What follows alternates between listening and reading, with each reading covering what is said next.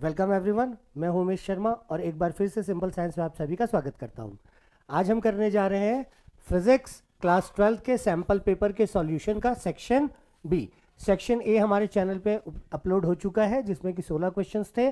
पहले 12 क्वेश्चंस आपके एमसीक्यूज और 4 असर्शन रीजन बेस्ड क्वेश्चंस थे, जिसको कि बहुत ही आसानी से हम लोगों ने कॉन्सेप्ट को यूज़ करके सॉल्व किया है। तो आइए आज हम करने जा रहे हैं सेक्शन बी, जो शुरू करेंगे क्वेश्चन नंबर 17 से। हमारे चैनल के साथ बने रहें बोर्ड एग्जाम प्रिपरेशन के लिए। हमारे चैनल को लाइक करें, सब्सक्राइब करें, अपने दोस्तों के साथ शेयर करें और जिन टॉपिक्स पे आपको वीडियोस चाहिए उसको कमेंट करें। तो आइए बोर्ड एग्जाम की प्रिपरेशन कंटिन्यू करते हैं और अच्छे से कॉन्सेप्ट्स को समझकर बहुत अच्छे मार्क्स स्कोर करने की तैयारी शुरू करते हैं। तो आज हम करेंगे क्वेश्चन नंबर 17 से। सेक्शन बी का पहला क्वेश्चन है sample question paper physics class 12 का। The amplitude of magnetic field of a plane electromagnetic wave. हमको क्या दिया हुआ है यहाँ पे? एम्पलीट्यूड ऑफ मैग्नेटिक फील्ड दिया हुआ है। एम्पलीट्यूड ऑफ मैग्नेटिक फील्ड मतलब बी नॉट दिया हुआ है 510 एन टी के, मतलब एन का मतलब नैनो, टी टेस्ला और k along z axis. 510 into 10 to the power -9 tesla along z axis. The electromagnetic wave is propagating along x-axis. Angular frequency omega is given. Write the expression for electric field E vector. तो E vector electric field के लिए जो equation होता है वो होता है E naught sine omega t minus k x. This is the equation of a wave propagating along positive x axis. तो यहाँ पर हमको किन किन चीज़ों की ज़रूरत है? ओमेगा हमको गिवन है, हमको के कैलकुलेट करना है और हमको ई नॉट कैलकुलेट करना है. तो E naught by B naught is equal to speed of light c. इस फॉर्मूले से अगर हम लोग ई नॉट निकालेंगे तो E naught will be equal to c into B naught. Speed of light 3 into 10 to the power 8 metre per second. B naught is given as 510 into 10 to the power -9 tesla. इसको अगर मैं 10 एक यहाँ पे जोड़ दूँ तो 10 to the power 9, 10 to the power -9 cancel out हो गया. यहाँ पे हमारा बचा 3 into 51 which is equal to 153. Electric field के लिए यूनिट होता है न्यूटन पर कूलम. ओमेगा दिया हुआ है और क्या निकालना है हमको? के कैलकुलेट करना है. K angular wave number is equal to omega upon c. Omega is given as 60 into 10 to the power 6 divided by speed of light 3 into 10 to the power 8. तो यहाँ पर से 6 दो बचे, एक और कट गया, 10 बचा, 3 2 जार, तो ये हो गया हमारा 2/10 which is equal to 0.2 angular wave number की वैल्यू. इन दोनों वैल्यू को यहाँ पर सब्स्टिट्यूट कर देंगे तो हमको मिल जाएगा answer E is equal to E naught. E naught की वैल्यू 153, साइन ओमेगा की वैल्यू दी हुई है 60 into 10 to the power 6 into time t minus k की वैल्यू हम लोगों ने निकाली है 0.2 into x. So this will be the answer of this question. Equation for electric field is equal to E naught sine omega t minus k x. जिस direction में travel कर रहा है वो आएगा. ई नॉट की वैल्यू हम लोगों ने निकाल ली सी इंटू बी नॉट से, यहाँ से निकाल ली. के की वैल्यू निकाल ली ओमेगा अपॉन सी से. सारी वैल्यूज ई नॉट ओमेगा और के की वैल्यू सब्स्टिट्यूट कर दी तो हमको मिल गया फाइनल एक्सप्रेशन. मूव करते हैं नेक्स्ट क्वेश्चन की तरफ. The following graph shows the potential difference across the terminals of a cell against its load current. क्या दिखा रहा है ये हमको? पोटेंशियल डिफरेंस दिखा रहा है. क्या क्या निकालना है इसमें? What is the EMF of the cell? EMF is the maximum potential difference which is equal to 6 minus 0 is equal to 6 volts. So EMF of the battery E is equal to 6 volts. Internal resistance of the cell निकालना है तो internal resistance R is equal to negative of slope of graph. ये कहां से आता है? हमारे पास expression होता है E is equal to V plus I R. अगर इसको हम अरेंज करें तो V is equal to E minus I R आता है. इसको मैं लिख लेता हूं माइनस R इंटू आई को पहले लिख लेता हूं प्लस E. अगर मैं इसको कंपेयर करूं equation of line y is equal to m x plus c से, तो slope m is equal to minus of r के बराबर आता है. मतलब r is equal to minus of m के बराबर आएगा, मतलब negative of the slope of the graph. तो स्लोप ऑफ द ग्राफ कैसे निकलेगा, यहां पर से थीटा ले लीजिए, tan theta is equal to slope of the graph, tan theta is equal to 0 - 6 upon 12 - 0 which is equal to 0.5 with a negative value. तो इसका negative value, negative of slope, negative of tan theta is equal to 0.5 which is equal to internal resistance of the cell. तो इसमें दोनों answer आ गए। EMF of the cell is 6 volt and internal resistance R is equal to negative of slope which is equal to minus of minus 0.5 which is equal to 0.5 ohms. बहुत simple सा question था, graph में सारी values दी हुई थी, इससे आसानी से हम लोगों ने EMF और इंटरनल रेजिस्टेंस कैलकुलेट किया। मूव करते हैं नेक्स्ट क्वेश्चन की तरफ। अगर आप कॉन्सेप्ट्स को अप्लाई करते हैं, अगर आपके बेसिक कॉन्सेप्ट क्लियर हैं तो इनको सॉल्व करना बहुत इजी है। फिजिक्स इतना भी डिफिकल्ट नहीं है अगर आप बेस के साथ, कॉन्सेप्ट्स के साथ क्वेश्चंस को अप्रोच करें। जैसे कि ये वाला क्वेश्चन है, ये वाला क्वेश्चन देखने में बहुत डिफिकल्ट लग रहा है। A charge is placed inside a sphere of radius a। इसमें हमको दिया हुआ है कि एक स्फीयर है, इस स्फीयर के सेंटर पर एक चार्ज रखा हुआ है q and the radius of the sphere is small a। This is completely filled with water and another charge 2q is placed inside a cube। एक और चार्ज दिया हुआ है जिसको कि हम लोगों ने क्यूब के अंदर रखा हुआ है। इस चार्ज का मैग्नीट्यूड है 2q और क्यूब का एज है 2a, cube of side 2a which is vacuumed inside. इसके अंदर पूरा वैक्यूम है, कोई मीडियम नहीं है। Find the ratio of the flux linked with the sphere, ratio of flux link with sphere and the cube. तो हमको निकालना है flux associated with sphere upon flux associated with cube का रेशियो। अब फ्लक्स के लिए हमारे पास कौन सा फॉर्मूला होता है, हमारे पास दो फॉर्मूले होते हैं। एक तो इसका डेफिनेशन होता है phi E is equal to integral of E vector dot ds vector, और दूसरा होता है 1/ε0 times q by Gauss's theorem. तो यहां पर हम गॉसेस थ्योरम वाला कॉन्सेप्ट यूज कर लेते हैं। Magnetic flux associated with the sphere will be equal to q upon ε0, और मीडियम है इसलिए ε r, और विद क्यूब विल बी, इसमें मान लीजिए मैं लिख लेता हूं क्यू ऑफ स्फीयर और यहां पे लिख लेता हूं क्यू ऑफ क्यूब अपॉन ε0, क्योंकि इसमें तो कोई और मीडियम नहीं है। यहां पर ε0 गेट्स कैंसल्ड, ये हो गया QS upon εr times QC। Sphere में कितना चार्ज दिया हुआ है, Q चार्ज दिया हुआ है। εr की वैल्यू कितनी दी हुई है, 80 दी हुई है क्वेश्चन में। QC की वैल्यू दी हुई है 2Q, QQ कट गया, ये हो गया 1/160। तो required ratio of phi s upon phi c will be 1/160। कैसे आया ये, गॉसेस थ्योरम यूज किए। Magnetic flux linked with the sphere will be equal to charge upon ε0 and magnetic flux associated with the cube will be equal to q upon ε0, क्योंकि यहाँ पे कोई और medium नहीं है। दोनों का रेशियो लिए, गिवन वैल्यूज को सब्स्टिट्यूट किए, तो हमको इजीली 1/60 आंसर मिल गया। मूव करते हैं क्वेश्चन की तरफ। Find the relation between internal resistance EMF and external resistance and total current. Internal resistance small r, EMF E, external resistance capital R and total current in the circuit I। देखिए हमारा diagram किस तरीके से बनता है, मैं एक छोटा सा सर्किट डायग्राम बना रहा हूं। ये मान लीजिए मेरा बैटरी है, यहां से यहां तक को मैं बैटरी डिनोट कर रहा हूं, बैटरी या सेल दो लगा देता हूं। अब यहां पर से मेरा सर्किट स्टार्ट हुआ, ये A से लेके B तक जो है मेरा, ये मेरा सर्किट है। तो EMF is defined as total potential difference across the complete circuit. A से लेके B तक का पोटेंशियल डिफरेंस V है, लेकिन यहां पर इंटरनल, ये जो अंदर से जब हम आते हैं तो यहां से यहां तक का भी कुछ पोटेंशियल डिफरेंस होगा। तो total EMF will be external potential difference plus internal potential difference. External potential difference Ohm's law से निकल जाएगा, V is equal to I into R, where I is the current in the circuit and R is the value of external resistance. And small v will be equal to I, तो same रहेगा क्योंकि ये पूरा series का concept है, लगातार current flow कर रहा है, लेकिन यहां पर रेजिस्टेंस होगा स्मॉल r के बराबर। तो ये हो गया हमारा E is equal to IR plus IR, common ले लेंगे I, तो R प्लस R। इसको हम बोल सकते हैं relation between EMF current, external resistance and internal resistance. बहुत ही इजी कॉन्सेप्ट है। Net EMF across the circuit is equal to potential difference across the external component plus potential difference across the cell.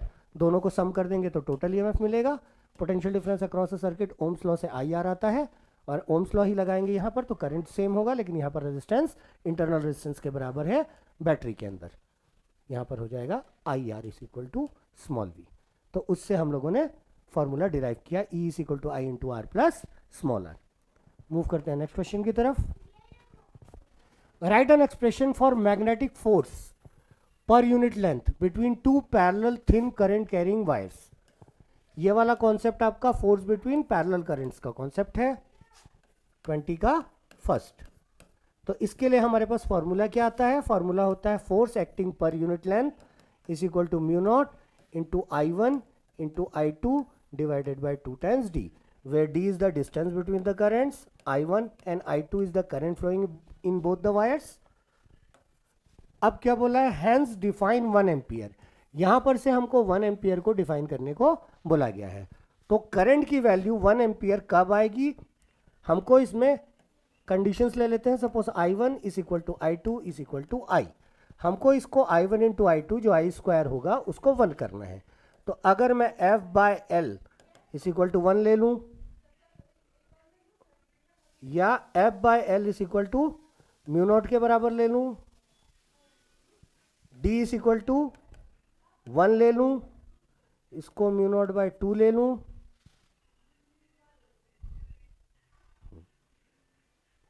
ठीक है, इस तरीके से भी बना सकते हैं। D इज इक्वल टू कर देते हैं हम 1, F बाय एल को कर देते हैं 1, तो ये म्यू नॉट को एडजस्ट करना पड़ेगा, तो F बाय एल को म्यू नॉट बाय 2 कर देते हैं। तो हम 1 एम्पियर करंट को डिफाइन कर सकते हैं। अगर ये सारे कंडीशंस हम लगाते हैं तो हमको मिलता है I square is equal to 1, that is I is equal to plus minus 1 ampere. Current flowing through a circuit will be 1 ampere if force acting per unit length across these two wires will be equal to mu naught by 2 and distance between the wires is 1. तो हम 1 ampere current को define करेंगे। 1 ampere current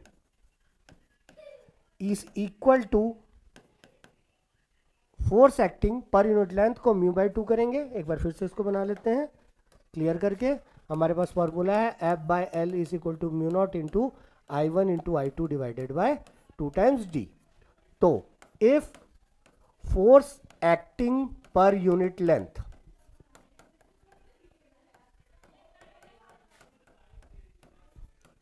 between two parallel currents, कितनी दूरी पर रखना है? D को 1 रखना है। at 1 unit apart experiences force acting per unit length is mu naught upon 2, then each current is 1 ampere current. देखिए इसमें हम लोगों ने क्या किया? F बाय एल को म्यू नॉट अपॉन 2 ले लिया और D को हमने 1 ले लिया और I1 is equal to I2 is equal to I ले लिया। If force acting per unit length between two parallel and equal currents, equal क्यों? क्योंकि I1 और I2 को बराबर लिए। Placed at unit distance apart, 1 unit या यूनिट डिस्टेंस कर लेते हैं इसको, इज कितना? Mu naught upon 2, then each current की वैल्यू I1 और I2 की वैल्यू 1 एम्पियर आएगी। मूव करते हैं नेक्स्ट क्वेश्चन की तरफ। Draw a diagram representing the behaviour of field lines for diamagnetic and paramagnetic substances. तो डायमैग्नेटिक जो सब्सटेंसेस होते हैं इसमें अगर इनको इलेक्ट्रिक फील्ड के अंदर डाला जाए तो electric field lines diamagnetic substance के बाहर से निकल जाते हैं। तो हमारे लिए जो डायग्राम बनेगा कुछ इस तरह का डायग्राम बनेगा, एक लाइन सेंटर से बनाएंगे। और बी पैरामैग्नेटिक में क्या होता है? पैरामैग्नेटिक सब्सटेंसेस में फील्ड लाइंस सब्सटेंस के अंदर से होकर जाती हैं। तो हमारा डायग्राम कुछ इस तरह का डायग्राम बनेगा फॉर पैरामैग्नेटिक सब्सटेंसेस। तो ये हो गया हमारे सेकंड वाले क्वेश्चन का आंसर। बहुत ही इजी कॉन्सेप्ट है। इसमें डाया और paramagnetic, draw a diagram representing the behaviour of magnetic field lines for a diamagnetic and paramagnetic substances. अगर एक डायमैग्नेटिक सब्सटेंस को मैग्नेटिक फील्ड में रखा जाए तो मैग्नेटिक फील्ड लाइंस उसके बाहर से निकल जाती हैं, सब्सटेंस के अंदर मैग्नेटिक फील्ड लाइंस नहीं होता, जबकि पैरामैग्नेटिक सब्सटेंस में सब्सटेंस के अंदर से फील्ड लाइंस होकर गुजरती हैं। मूव करते हैं नेक्स्ट क्वेश्चन की तरफ। State Gauss's law of magnetism. तो गॉसेस लॉ ऑफ मैग्नेटिज्म क्या कहता है? Magnetic flux, B represents magnetic and phi represents flux. Magnetic flux associated with a closed surface, जिसको हम integral of B vector with respect to D S vector भी लिख सकते हैं, over a closed surface is equal to 0। इसका मतलब ये है कि चूंकि मैग्नेटिक फील्ड लाइंस जो होते हैं वो होते हैं close loop. Electric field line तो कंडक्टर से स्टार्ट करके कंडक्टर में खत्म कर लेते हैं, ये अपने आप को पूरा कंप्लीट नहीं करते हैं, लेकिन मैग्नेटिक फील्ड लाइंस अपने आप को पूरा कंप्लीट करते हैं। तो अगर हमको कोई भी क्लोज सरफेस दिया हुआ है तो जितने फील्ड लाइंस उसमें एंटर करेंगे उतने फील्ड लाइंस उसको लीव भी करेंगे। तो फ्लक्स की value phi entering plus phi leaving, phi leaving को नेगेटिव लिया जाता है, फाई एंटरिंग को पॉजिटिव लिया जाता है, तो प्लस माइनस करके नेट फ्लक्स विल बी 0। यही है हमारा गॉसेस लॉ ऑफ मैग्नेटिज्म कि net magnetic flux enclosed with a close surface will be equal to 0। Why? Because magnetic field lines जितना एंटर करेंगे उतने ही मैग्नेटिक फील्ड लाइंस बाहर निकलेंगे। ऐसा क्यों होगा? इसलिए होगा क्योंकि magnetic field lines are close loop, ये कहीं पर जाकर रुक नहीं जाएंगे, ये बीच में जाकर खत्म नहीं हो जाएंगे। इस वजह से जितना एंटर करेगा उतना लीव करेगा, इसलिए net flux will be 0। Now find the magnetic flux linked with the sphere enclosing a current carrying solenoid. एक करंट कैरिंग सोलेनॉइड कैसा बनता है? कुछ इस तरीके का। What is a solenoid? Solenoid is an insulated wire, conducting wire wounded on an insulating cylinder whose length is much larger than its radius. इसका magnetic field कैसा बनता है? बिल्कुल बार मैग्नेट का मैग्नेटिक फील्ड जैसा बनता है, उस तरीके से बनता है। ये अगर नॉर्थ है, ये अगर साउथ है, तो मैग्नेटिक फील्ड लाइंस बाहर में नॉर्थ से साउथ की तरफ होंगी। और अगर इसको एक स्पीयर में एनक्लोज कर दिया जाए तो जितनी भी फील्ड लाइंस इस स्पीयर से बाहर जाएंगी उतनी फील्ड लाइंस इस स्पीयर के अंदर भी आएंगी। इसलिए magnetic flux linked with the sphere will be 0 for the same reason. Why? Because total magnetic flux associated with the closed surface is always 0 according to Gauss's theorem। और ये क्यों होता है? ये प्रॉपर्टी ऑफ फील्ड लाइंस की वजह से होता है, जिसमें magnetic field lines close loop होते हैं। तो जितना किसी भी सरफेस के अंदर एंटर करेगा उतने ही फील्ड लाइंस बाहर भी निकलेंगे, इसलिए net field lines net flux की वैल्यू 0 होगी। मूव करते हैं नेक्स्ट क्वेश्चन की तरफ। How does the impact parameter, impact parameter क्या होता है? Impact parameter is defined as the distance from the axis of the nucleus। ये हमारे न्यूक्लियस का एक्सिस है,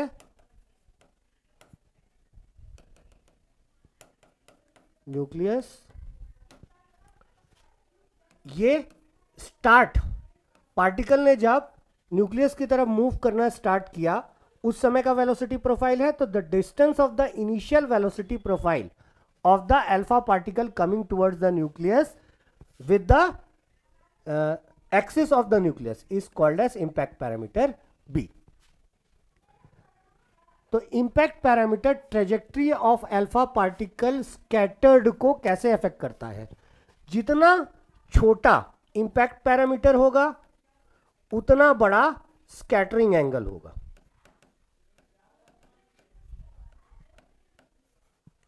जितना करीब से, एक्सिस के जितने करीब से अल्फा पार्टिकल आएगा उतना ज्यादा ये डिफ्लेक्ट होगा। What is the value of impact parameter for head on collision? Head on collision का मतलब है कि पार्टिकल जो है वो बिल्कुल इसी एक्सिस के लाइन पर ही आ रहा है, तो इस केस में इंपैक्ट पैरामीटर बी की वैल्यू 0 होगी। The value of impact parameter for head on collision will be 0। Head on collision का मतलब बिल्कुल सीधा सीधा, और इस केस में हेड ऑन कोलिशन में आपका deflection angle will be 180 degree. इस केस में सीधा सीधा जाएगा न्यूक्लियस के एक्सिस के लाइन पे, तो उस लाइन पर मैक्सिमम फोर्स लगेगा और स्कैटरिंग बिल्कुल 180 डिग्री पे वापस होगी। ठीक है, मूव करते हैं नेक्स्ट क्वेश्चन की तरफ। 21 का 2। Plot a graph showing variation of D Broglie wavelength lambda and 1/√v। Lambda और 1/√v के बीच में ग्राफ प्लॉट करना है। तो इसके लिए हमारे पास फॉर्मूला क्या होता है, de Broglie wavelength lambda is equal to h upon p which is equal to mv। और इसको सॉल्व करने पर velocity of the particle is equal to √2 times q into capital V, where capital V represents the potential difference. ये होता है formula. तो lambda is equal to h upon m होता है जहां तक, तो ये आ जाता है √2mqv। ठीक है, तो इसमें h upon √2mq into 1/√v लिखा जा सकता है। ये पूरा का पूरा कांस्टेंट वैल्यू है। तो lambda is inversely proportional to √v या 1/√v के डायरेक्टली प्रोपोर्शनल। तो डायरेक्टली प्रोपोर्शनल का ग्राफ कुछ इस तरीके से बनता है। ठीक है, और क्या पूछा है इसमें, obtain the slope of this graph. Slope का मतलब क्या होता है, tan of the angle made with the positive direction of horizontal axis. तो यहां पर अगर मैं इसको y is equal to m x plus c से कंपेयर करूंगा तो m की वैल्यू आएगी h अपॉन √2 तो यहां पर स्लोप ऑफ द ग्राफ जो होगा वो होगा h upon √2m। Variable value होगी हमारी 1/√v और यहां पर इंटरसेप्ट ऑन एक्स एक्सिस की वैल्यू 0 आ रही है। c की वैल्यू 0 है क्योंकि ओरिजिन से पास हो रहा है। मूव करते हैं नेक्स्ट क्वेश्चन की तरफ। अच्छा, यहां से हमारा सेक्शन सी स्टार्ट होता है। तो आज के लिए हम बस यहीं तक कंप्लीट करते हैं। नेक्स्ट वीडियो में हम आगे का सेक्शन सी सॉल्व करेंगे। आई होप कि आपको एक्सप्लेनेशन आसानी से समझ में आया होगा। हमने बहुत इजी तरीके से कॉन्सेप्ट से क्वेश्चन को समझकर उनको सॉल्व करने की कोशिश की है और इसी तरीके से हम बोर्ड एग्जाम के प्रिपरेशन को कंटिन्यू रखेंगे। तो हमारे साथ बने रहें, हमारे चैनल को लाइक करें, हमारे चैनल को सब्सक्राइब करें, हमारे कंटेंट को अपने दोस्तों के साथ शेयर करें और जिन भी कॉन्सेप्ट्स में आपको रिक्वायरमेंट्स है उसमें आप कमेंट्स करें, हमारे वीडियोस पे कमेंट करें, हमारा मोटिवेशन बनाए रखें और बोर्ड एग्जाम की तैयारी करें हमारे चैनल के साथ, सिंपल साइंस के साथ। तो अगले वीडियो में मिलते हैं जिसमें हम सेक्शन सी को सॉल्व करेंगे। तब तक के लिए आप सभी को all the best. Thank you all.